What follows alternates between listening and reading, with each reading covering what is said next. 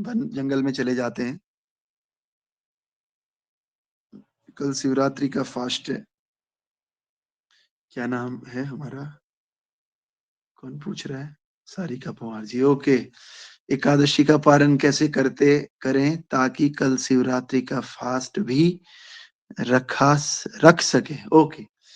Actually जिसने आज एकादशी की है ना, उसके लिए कल शिवरात्रि का फास्ट है ही नहीं, उसके लिए परसों है शिवरात्रि का फास्ट। तो हमने आज एकादशी की है तो हमारे लिए परसों, कल हम आराम से व्रत तोड़ करके और पूरा प्रसाद पा सकते हैं, और परसों हम शिवरात्रि का फास्ट कर सकते हैं। और ठीक है, आंसर मिल गया आपको सारिका जी? ठीक है। तो एकादशी की बात बता रहे थे। तो भगवान सीताराम और लक्ष्मण सब जंगल की तरफ जाते हैं वनवास में, और पंचवटी में ये सब लोग निवास कर रहे थे। और पंचवटी में निवास करके रावण आता है, और रावण आकर के सीता माता का हरण कर लेता है। सब लोग जानते हैं इस बात को। सीता माता का हरण करता है, तो जब रामचंद्र जी वापस आते हैं, लक्ष्मण जी वापस आते हैं, तो सीता माता नहीं होती। तो सीता माता को ढूंढने निकलते हैं, तो उन्हें जटायु मिलता है, जो कि रावण के साथ युद्ध करके रावण उनको घायल कर देता है। जटायु मिलता है और जटायु बताता है कि सीता माता का हरण किसने किया है? रावण ने किया है, और रावण लंका में रहता है। आपको अगर सीता माता वापस चाहिए तो आपको लंका जाना पड़ेगा, लंका पे चढ़ाई करनी पड़ेगी। तो जब जाते हैं लंका की तरफ, राम जी लक्ष्मण को लेके, सुग्रीव को लेके और सारी वानर सेना को लेकर के समुद्र के पास जाते हैं। समुद्र के किनारे जाते हैं तो उन्हें पता चलता है समुद्र तो बहुत बड़ा है। समुद्र वैसे भी बड़ा होता है, और इस समुद्र की विशेष बात क्या है कि इसमें बड़ी बड़ी शार्क मछलियां हैं। हम चाहकर भी समुद्र को पास पार नहीं कर सकते, और ये बहुत ही डिफिकल्ट हो जाएगा, और लंका तो समुद्र के पार है। तो इसीलिए रामचंद्र जी क्योंकि नर लीला कर रहे हैं, थोड़ा सा चिंतित हो जाते हैं, और चिंतित होकर के लक्ष्मण को बोलते हैं कि लक्ष्मण कोई ऐसा उपाय बताओ कि मैं क्या कर सकूं, हम सब इस समुद्र को पार करके लंका पे चढ़ाई कर सके, और वहां से सीता माता का पता लगाकर सीता माता को वापस लेकर आ सके। तो लक्ष्मण जी बोलते हैं कि पास ही एक ऋषि हैं, यहाँ से 3-4 किलोमीटर दूर एक ऋषि हैं। उन ऋषि का आश्रम है पालेहंबर, क्या ऋषि का नाम? Actually I am not getting the name of that rishi. ऋषि का नाम याद आ जाएगा बीच में तो मैं बता दूंगा। उन ऋषि का नाम है, उन ऋषि का आश्रम है, और वो ऋषि जो है बहुत पहुंचे हुए ऋषि हैं। उनसे हम जाकर बात कर सकते हैं, है कि नहीं?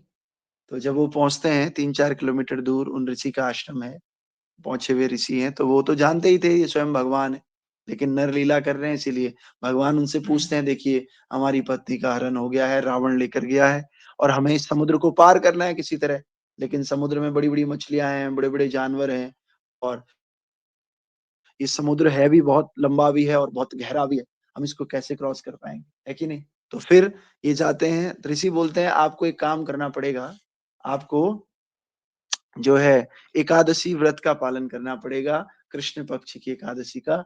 और जो एकादशी है इसमें आपको क्या करना है, एक सुंदर सा कलश तैयार करना है। और वो कलश किस बात का होना चाहिए? या तो लोहे का, तांबे का, चांदी का, किसी भी मेटल का होना चाहिए। और उस मेटल के कलश के अंदर आपको 7 प्रकार के अनाज रखने, और अनाज रख के ऊपर से आपको जो है क्या नाम है इसका, आम के पत्ते, और जैसे घरों में कलश बनाते ही आम के पत्ते, पीपल के पत्ते, और उसके ऊपर से आपको भगवान विष्णु का डिटी रखना होगा। और इस डिटी को के ये द्वादशी के दशमी के दिन करना होगा, एकादशी के एक दिन पहले।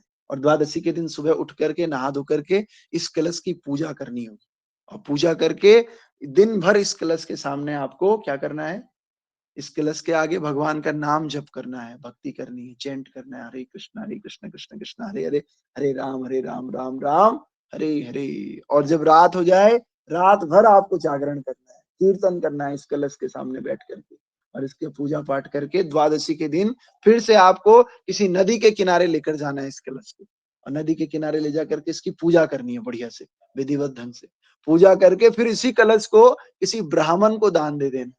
अगर किसी ब्राह्मण को इसको दान दे देते हैं तो फिर आप किसी भी युद्ध में विजय प्राप्त कर सकते हो। तो ऐसा जब राम जी करते हैं, और करने के बाद एक कलश दान में दे देते हैं, दान में दे देने के बाद फिर राम जी के पास ऑप्शंस आ जाते हैं नल नील के रूप में, पुल बन जाता है। पुल बनने के बाद धीरे-धीरे लंका के सभी सेनापतियों को या जितने भी ये बड़े-बड़े महारथी राक्षस थे, इन सब पे विजय प्राप्त करके अंत में रावण पे भी विजय प्राप्त करके मैया सीता को वापस लेकर आते हैं।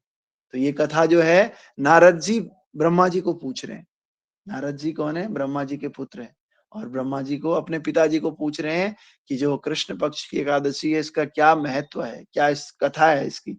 तो फिर ब्रह्मा जी इस कथा को नारद जी को बता रहे हैं, है कि नहीं? तो ये जो आज की एकादशी है, ये धन धान्य देने वाली है, विजय प्राप्त करवाने वाली है, मोक्ष देने वाली है और इस एकादशी को स्वयं भगवान ने किया था जब भगवान नर लीला कर रहे थे इस संसार में। तो इसीलिए इस एकादशी का बड़ा महत्व है और इस एकादशी से हम अपना उद्धार करवा सकते हैं। श्रीमद् भगवद गीता की जय। श्री एकादशी महामहोत्सव की जय।